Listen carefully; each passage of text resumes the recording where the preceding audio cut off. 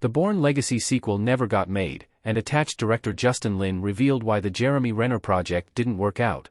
Matt Damon first breathed life into author Robert Ludlum's titular character in 2002's The Bourne Legacy, with 2 direct sequels following in 2004 and 2007. Before Damon returned once more in 2016's Jason Bourne, The Bourne Legacy in 2012 attempted to take the franchise in a new direction, introducing Renner's new protagonist, Aaron Cross.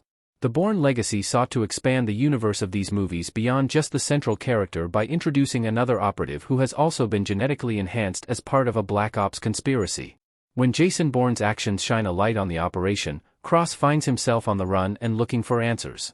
Despite Renner's franchise success and a supporting cast that included Rachel Weisz, Oscar Isaac, and Edward Norton, The Bourne Legacy was seen as a step down from the original trilogy and ultimately did not fulfill the plans of taking the series in a new direction.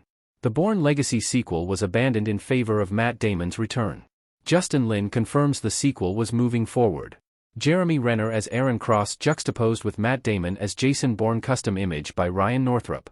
During an interview on the Happy Sad Confused podcast, Lin, who is best known for directing multiple installments of the Fast and Furious franchise, details his work on the stalled Bourne Legacy sequel.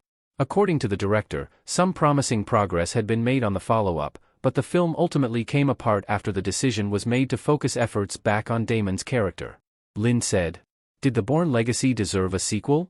The Jeremy Renner movie's mixed response suggests it wasn't the right direction." Edward Norton as Bayer talking to Jeremy Renner as Aaron Cross in The Bourne Legacy.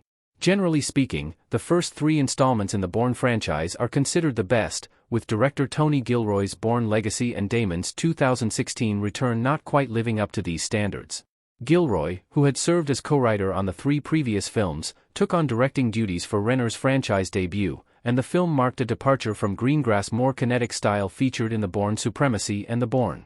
The 2012 reboot earned somewhat mixed reviews from critics, but performed decently well at the box office, raking in over $276 million on a budget of $125 million.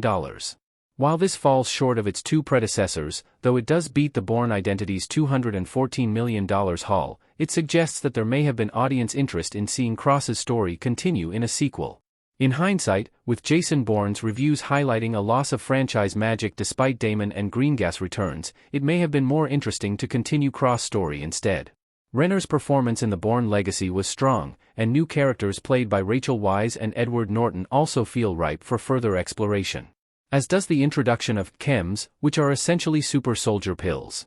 Unfortunately, however, it doesn't look like this sequel will be happening anytime soon.